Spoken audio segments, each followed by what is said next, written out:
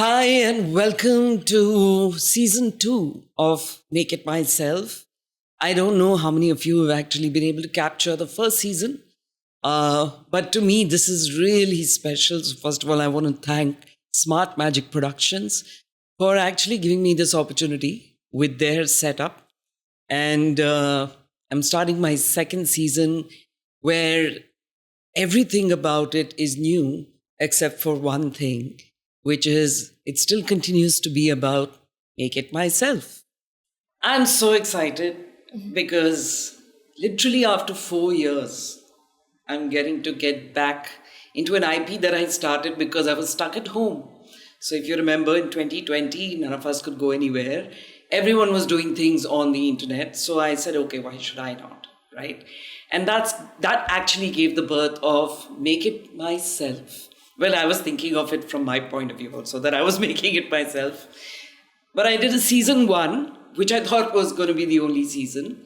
And I had 17 different artists, one every episode, where I was able to actually present them and talk to them and just, interact with them in a way which later on became a word called podcast. So I'm super excited that I'm now getting a chance to do season 2. And I have very, very special guests for my first episode. And I want to thank Smart Magic Productions because they have provided this setup for me to do this. So, not wasting any more time, I'd like to introduce Damini, Gautam and Brecilla D'Souza. Damini and Brecilla are part of a beautiful, beautiful band or group called Queendom. And this is just not a name. And before I, get talking to them, I'd like to tell you how I met them. So you guys were performing at Amplify, right? At G5A. Yes. And I remember watching them. And the first thing I thought, I hope nobody represents them. Because I think the first performance that I saw of you guys, you all really knew how to talk to the audience. You know your music. It was so obvious, right? And just to give you a little quick background of what I do, my name is Soumini Sridhara Paul. I should have introduced before that. I run a company called Gatsvy Media, and Queendom is my only exclusive artist that I manage. But I'm here because they have been gracious enough to be a part of the first episode. No, I seriously feel I'm very happy to be here. Yes, yes. No, but it's so special. And I think, the way things have been changing in the market today with content or talent, the good thing is, of course, anyone who believes that they have anything to offer or say, don't need to feel shy, don't need to feel bound with someone believing in them, because you have the right to believe in yourself, right? And ironically, that's what Make It Myself is, right? So, I don't want this to be an interview. I'm hoping that we can talk a lot more about each one of you personally, each of you together. So, since Brecilla starts with B, I'll start with the... So, Brecilla, are you a Mumbaikar? Yes. I was not born here. Okay. But this has been home since the time I could speak. Okay. Yeah. So, since I was 2 years old, I've been here and I've not known any other city. Right. So, yeah, Mumbaikar at heart. Amazing, amazing. And Damini, you've also been in Mumbai Me too, all my life. all your life. Yeah. So both of you all possibly speak Marathi as much as, which is a requirement today. Yeah, but I think it's good. It's always good. I think what I feel really good about Indians is, most of us know at least 3 languages. Yes. One English, thanks to the British. Yeah. One Hindi, because it is the, national language. And one our own. In my case, I am a Tamilian married to a Punjabi. So I won't say I speak both those languages, but at least I understand. Tuta futa. Yes. But Queendom, right? What happened? How did Queendom come about, and why the name? Honestly.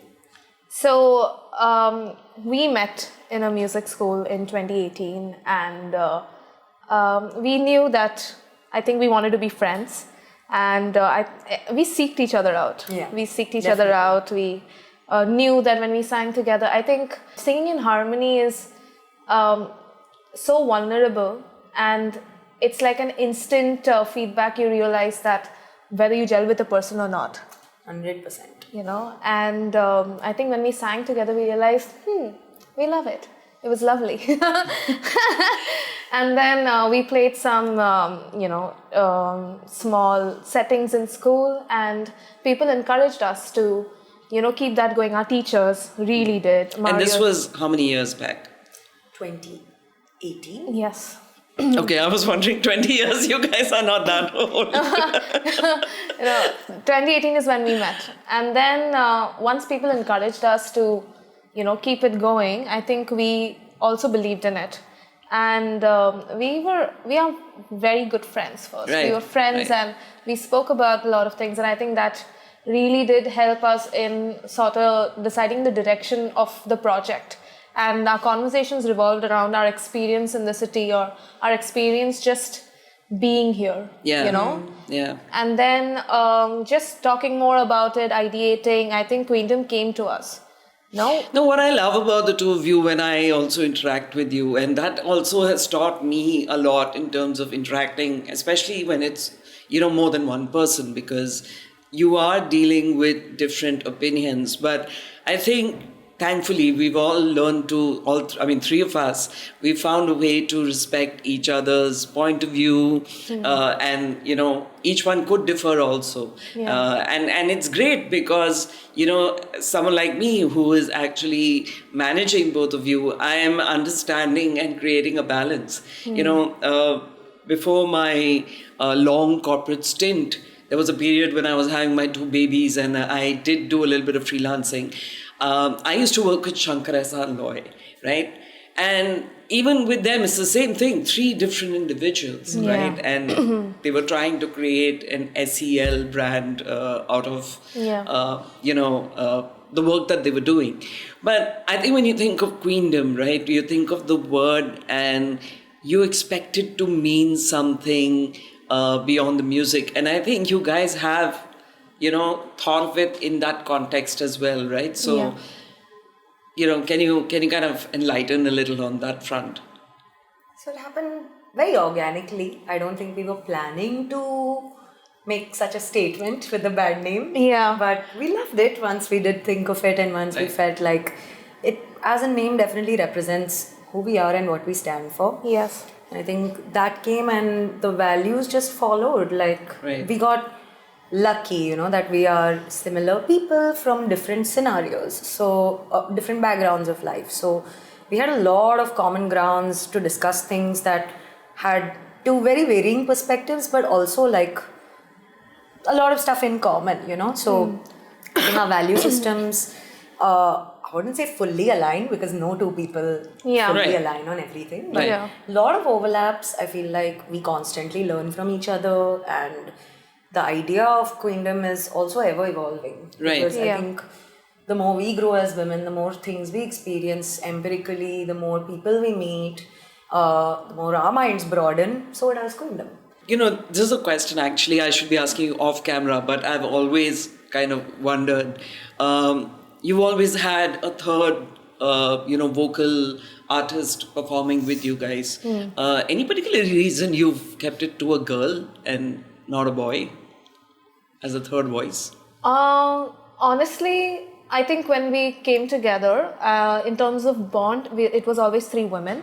And then we found, not only did we sound great together, but also in terms of energy and the kind of openness that we brought into the conversation. There's something about a feminine energy that I don't think, we are also literally working in male-dominated field. Yeah. And there is, we are always having conversations with men. Yeah. So it did feel like a very safe space where you're actually able to maybe speak about your thoughts that you wouldn't maybe bring up in a room with men. Right. And that's when we felt like we were able to sort of just have conversations about these topics that felt very personal to us and feel like we're not alone in this. And so I think not only in terms of like, I guess the art, in terms of the music, but also in terms of where we are coming from to create that music, it was important to have a woman. We love working with women teams. It's not something that we are so hell-bent on, but organically somehow it just ends up happening that we land up with a team of women who is just, there's the next level of comfort there. There are so many things that don't have to be explained when you're working with a team of women. I think that's really like the ease of that is.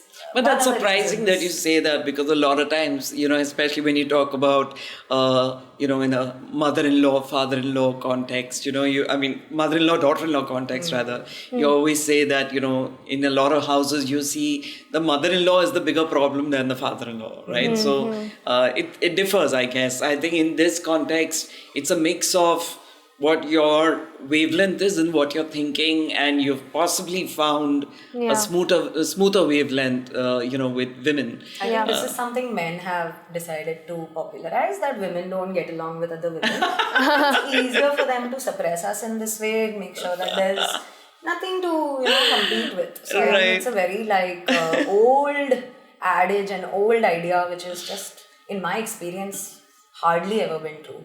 Yeah, I think we are always looking out for spaces where we can feel that it belongs to us. Right. And I think we are lucky, that we have Queendom where we can talk about it. Right. But a lot of the women don't have that space. So even when you talk about a mother-in-law context, I feel like at the end of the day, it's that one space at home where they feel like we made it. Correct. So I can see why it is hard to have that. I think having disagreements, because this is where I literally made my kitchen and somebody else is walking in.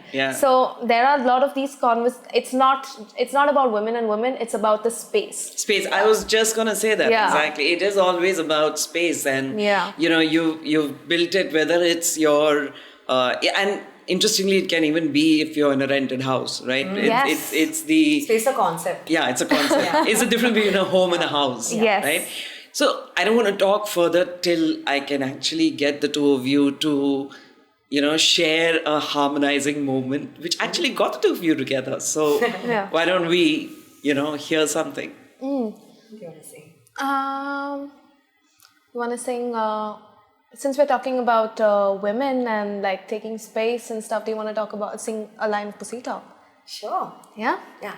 Out on all streaming platforms. So let's do the lady, lady, lady, the chorus. Hit me with the key. Lady. Lady, lady, lady, the minority is why aren't you holding my head when I'm puking my reality? You say we're united by tampons, don't give a damn, trampling me on. Oh, love, it's not the shape of my titties, it's just your ass being petty. I love it. It's interesting how when I speak about you guys, and obviously when I'm representing y'all, I don't want to sound prudish, but I'm slightly older than you guys. So I think what I find extremely amazing is how unabashedly, you guys can go about saying what you want to say. We're also amused by that. Yeah. A lot of self-amusement. Yeah, and I think we also do feel the strength of being able to speak here in that sense, and actually letting loose that personality of us. I might not be so forthright if I was doing it alone. So the company and enabling that we get from each other definitely helps. But has it ever backfired in any sense? Has anybody told you, oh, you're women, you shouldn't be talking like this, or you shouldn't be putting out words in that sense? I mean, if you remember, there was a show that we were supposed to do, and we couldn't have this song performed, right? Yeah. How do you feel about that? Because you're trying to present yourself as someone who is free, and a free will in that sense, right? And it is not an act. It is what you truly believe in. And I mean, in my case, when, through the years when I've worked even in corporate, I've been asked a lot of times that, what do you think about women at workplace and stuff? And I have my own definition of it. I don't think it's so much about being suppressed. It's about you being able to, speak your mind and be assertive. Right. And I think you guys do it beautifully, both in your lyrics and in your music. But has it backfired? I think when we were writing Pussy Talk, at least for me, when in that space where I was, it was bold. I was taken aback by how bold the song is, and it took me some time to get comfortable with, yes, I believe every word, but also to be comfortable with just presenting it and actually owning that it was also vulnerable because the first song we put out. Right. And we did play it in places where we felt if we played it live, we've always felt that women came to us and we're like, we relate to this. We felt this. Everyone's gonna dislike it or like it no matter what. So there's or even say, what did they say? Yes. Right. I mean, as long as it gets your attention a little bit, I think that's what we're looking for. Yeah. Right. We do have something important to say beneath the attention-grabbing words. Sure. Yeah. Exactly. And I think everybody's experience of the song, when you experience something, you also attach what you believe to it. So at the end of the day, we know where we're coming from when we are trying to, when we're singing this. Right. And the way you're consuming it or when you're experiencing it is also based on your experience. So we can't change that. Right. So we can just hope that people relate to where we're coming from. Right. And just see it for what it is. And we remain authentic to the entire process of Queendom. Yeah. That's always something we are striving for. Yeah, I think the consistency of what you're trying to say also kind of gives you that positioning, and it also makes people understand, okay, you really are saying it because you believe in it, right? And I mean, today, there's this sudden barrage of, different kinds of communities or different kinds of events or activities, which is very woman-centric, right? Some of it I feel is, genuine. Some of it I feel is, becoming a little bit of... performative and a little bit of... Because, unless we continue to say that women are deprived, you will not be able to create that position. And what I love again about the two of you, you've never looked at women or whatever you've been doing or speaking as women as being about, suppression. You're talking about celebration. You're talking about empowerment. You're saying it's not that you are good even if you're a woman. You're a human being, and yes, you're of the female gender, and this is how you can present yourself, right? This is what... So if I was to talk specifically about Colony, which is the new single that you've come up with, right? It's not so skewed towards women. It could be gender agnostic, male, female, and transgender, or however you recognize yourself. There's so much that you're saying in that song. Right? So how did that song come about, first of all? Was there anything as a catalyst, or how did your songwriting journey happen for that? So I was sitting with a bunch of friends and just playing, jamming, and came up with a chord progression which I thought was interesting. Showed it to her. She also thought it was interesting. And I mean, it's usually either the lyrics lead us or the melody or the chords lead us different for different songs. Sure. So I think this one, the chords were something that were giving us a feeling, giving us a sort of a whimsical vibe going on. And then we decided to kind of write about our frustrations.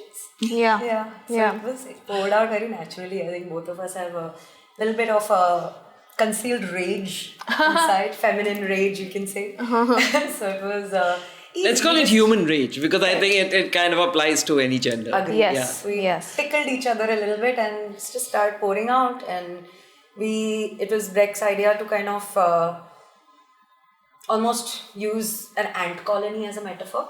And the fact that, how everything is so regimented, everything is so organized, everybody has their role, anybody who deviates from the role is not accepted in the colony. Yeah. So that was a very interesting metaphor, I feel, for sometimes how outcast we feel in the world. Yeah.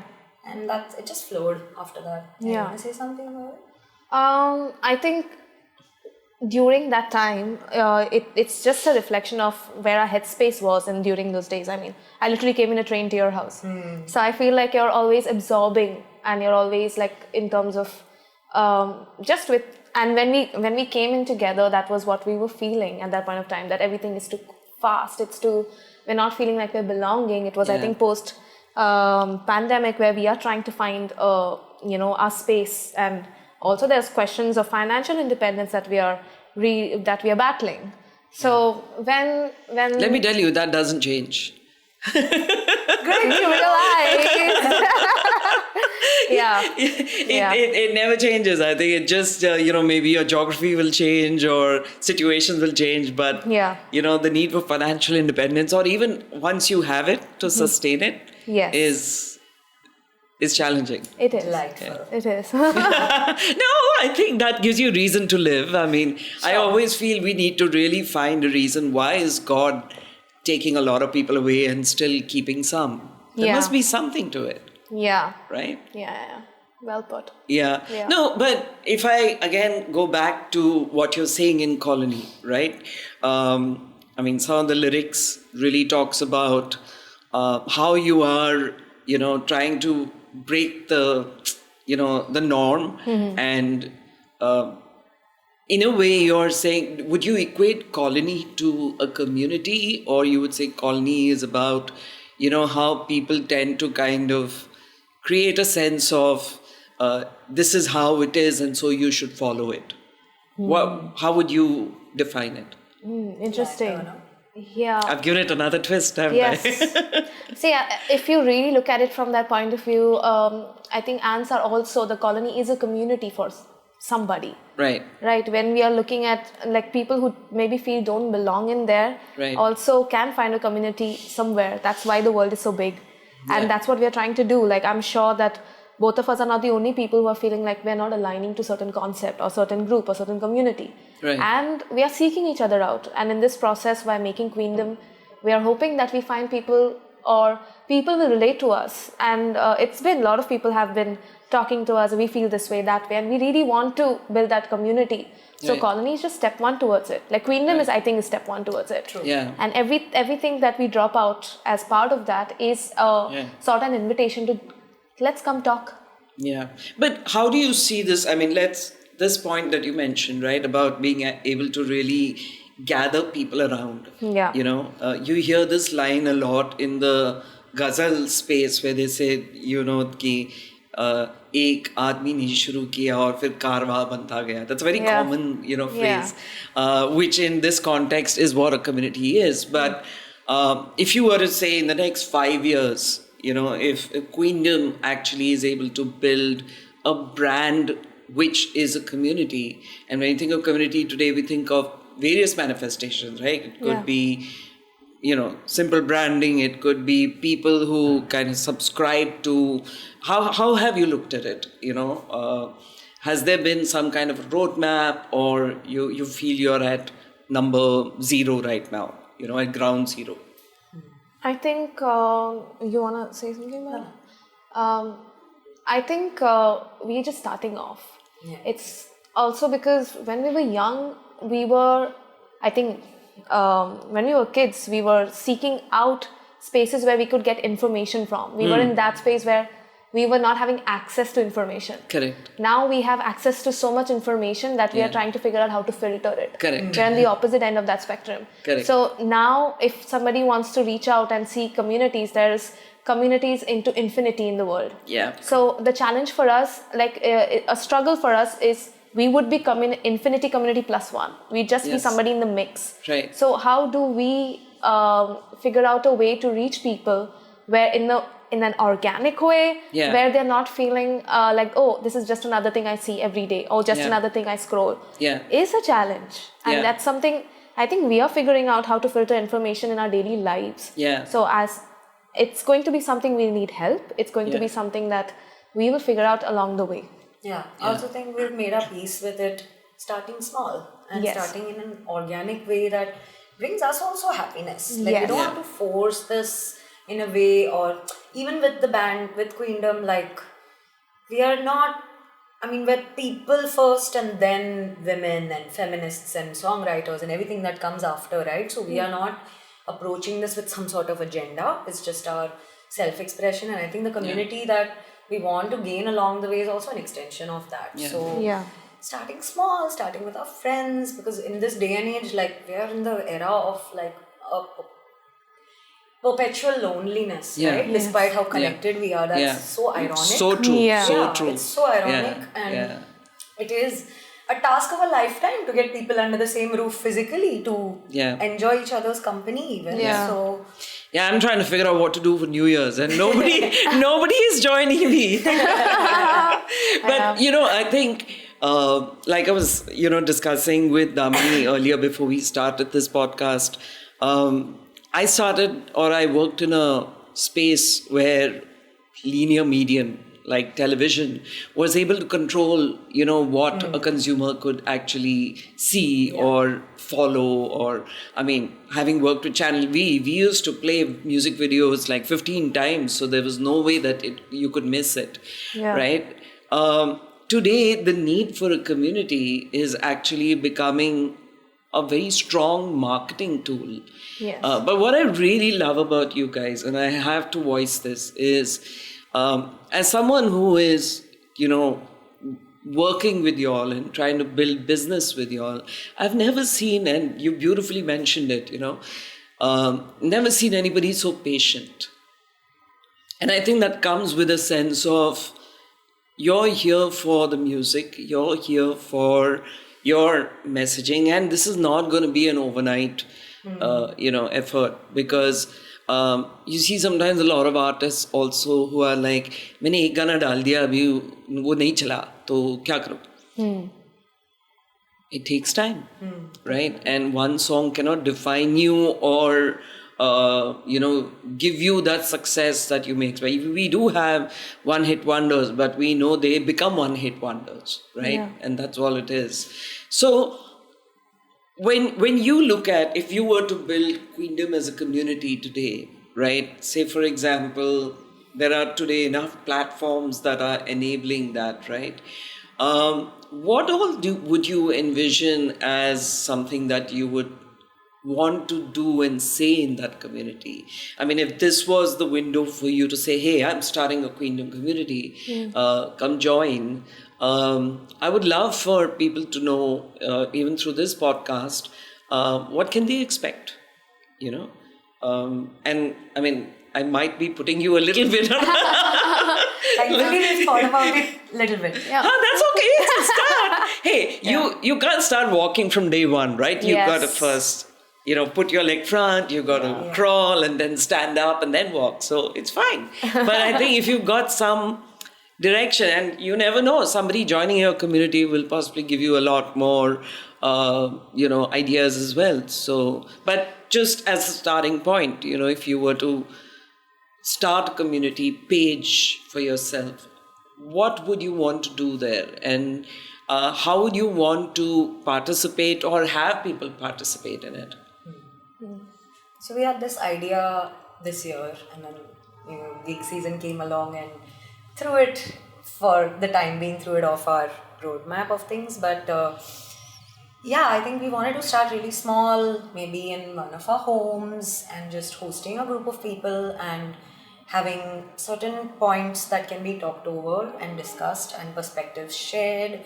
So I think for me, and correct me if I'm wrong, for you also to some extent, it's like the sense of community comes from a safe space, from an intellectual bond or an emotional bond, preferably both, that we share with other people. We get to swap art, stories, perspectives, experiences, and Yeah, I think that's what I would want in the long run, where it's a group of people that I can rely on, I can be stimulated by, I can be inspired by. Yeah. Same thing, if we had to like translate it or bring it in from an online perspective, would definitely we are more of an offline people, because we can't get away from the phones, and when we can, we really would wish to hold small gatherings in places, and I think that is realistic. We would be able to do it. But meanwhile, online, we would the same thing, like put in. I would like for someone to feel curious or excited about their day, have that childlike curiosity. If they came across something during the day, they're putting it down there. Hey, this is what happened. Right. Or hey, this is something interesting I saw. Right. Like just feeling safe. Right. To put something in a community in terms of like, this is what I liked, and being okay with maybe nobody commenting on it, or some people commenting or liking on it, or just it being, I don't mind it being a dump. Right. Where we all get to see what's your mind like, and like starting conversations around it. And would you limit this only to women or men as well? I don't think we limit it. I think because Queendom is such a strong word, and of course we're talking about our experiences, and core team being Damini and myself, it will be women focused. But we play with a band which has men in them. Yeah, of course. Of course. And so don't get us wrong. We love the men in our lives. And the people we play with, we choose them very, in a way we found each other. So we want the music that they bring along, and the sort of role they play is something that also that defines Queendom's sound. Right. So yes, we would be encouraging everybody to get in touch with the yin in them. And that's what we are talking. We are talking about the feminine nature, and talk about that. It doesn't have to be like, oh, I'm not a woman. So I think that's amazing, because you're right. There is a little male in all females, and there's a little female in all males. Right? Be in touch with both. Yeah, yes. Absolutely. Yeah, I think the whole concept of if you're a man, you shouldn't cry, or if you're a man and you're not, like when I was driving, to this place, I was listening to one of the radio stations that was talking about Tere Ishq Mein, which is a new film, which apparently is a very toxic film. And they were interviewing, shocker, no, but interesting, they interviewed this personality from the Bollywood journalist side, and he spoke about the fact that toxicity is becoming a big selling point for Bollywood films. And of course, when you talk about success, it is about how much money and the 100 crores or 200 crores and all of that. But the reality here is that I don't know if people are watching it just because they're able to relate to it, or it's just entertainment. Nobody knows. But at the same time, we have to create that safe space, like you said. And it'll be amazing if Queendom can actually equate to safe space, right? Because it is, like we said, we're not limiting it to the gender that you are, but the fact that you can think of the softer side of life. I think we should put it that way. Not saying women are not hard, but just I think for me, when I look at Queendom, when I look at the kind of music that you all put out, what draws me completely to your music, even when I hear the same song again and again, is the melody, without doubt. The vocal clarity. I think you've got beautiful voices, beautifully blended in, whether you're singing English, Hindi, whatever. That's something, of course, you guys are going to have to work on some Hindi originals, which will hopefully, and I, when I talk about you guys to people, I always say that I truly believe that you're just one song away from a hit, and just being in everybody's eyes and face. And it takes that one song, for everyone. But right now, we are at a space where you are in the context of what this podcast is, you are making it yourself, or, you are in the space of make it myself. Yeah. Do you feel that is a succumbing approach, or it is an empowering approach when you have to make it myself? Okay. Soumini asking such really interesting questions. Firstly, thank you. Thank you. Scratching my brain. Yes, feeling tickled. Yeah, I'm kind of creating promo moments for me, so I can just take these pieces out and put it out on social media. No, I just want to compliment you. Really good. Yeah, you're so doing sweet. a great job. Yeah. Thank you. I think make it myself, and just this concept, you're going to have different energies with it. Like, I know personally, when I wanted to make things happen for myself, I went through an extended period of time where I felt that I'm making it myself because nobody else is going to help me. Right. Or I'm going to have to figure it out, which is an approach in the world, but also like at the end of the day, when you're sleeping in the night, it shouldn't feel like I'm a victim to the world. Yeah. Yeah. Which was, and is something that, I have to catch myself very often, because we are all in survival mode. Correct. But the day, I think in the last few years, I've realized that, okay, making it myself is empowering.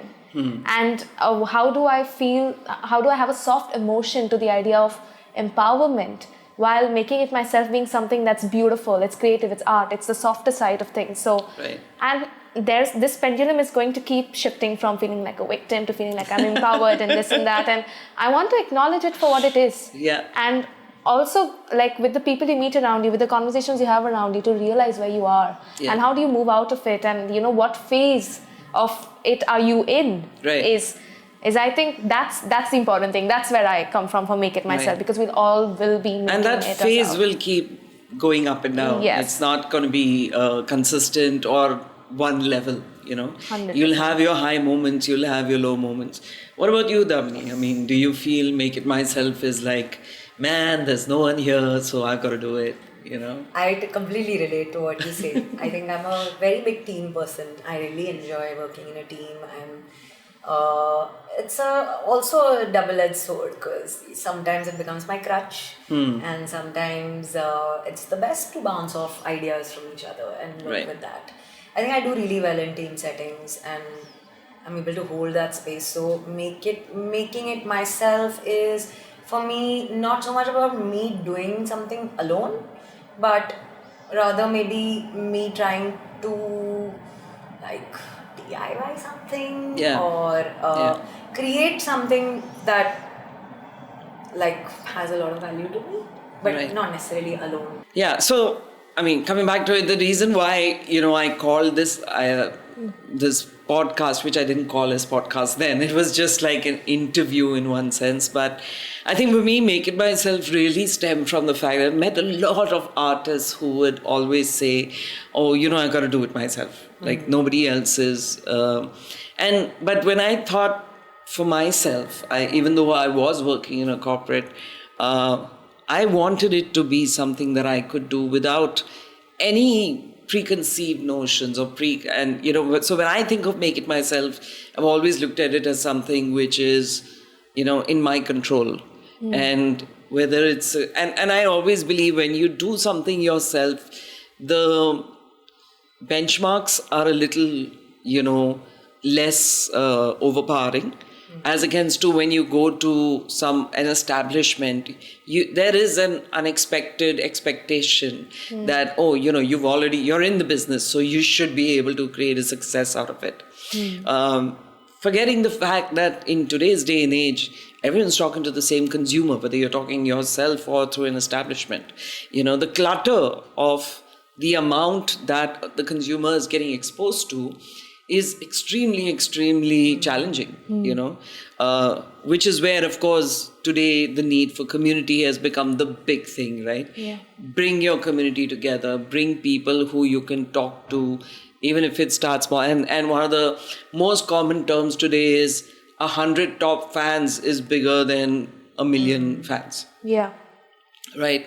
And interestingly, the Facebook followers and the Instagram followers are no longer the definition of a community.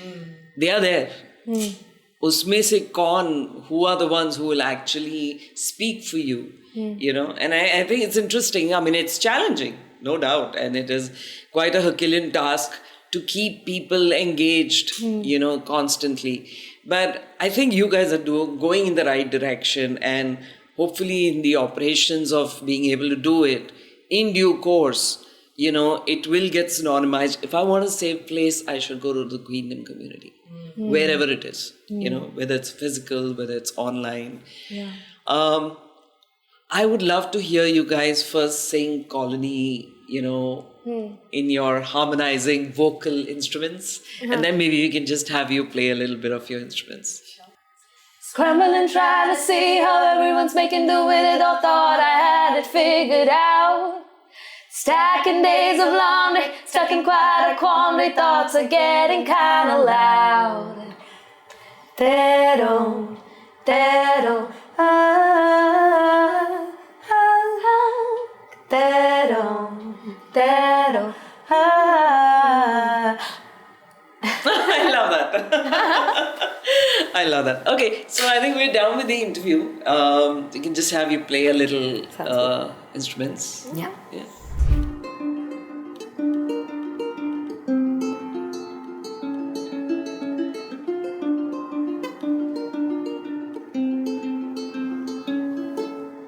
I won't comply, I'm not made for this at all.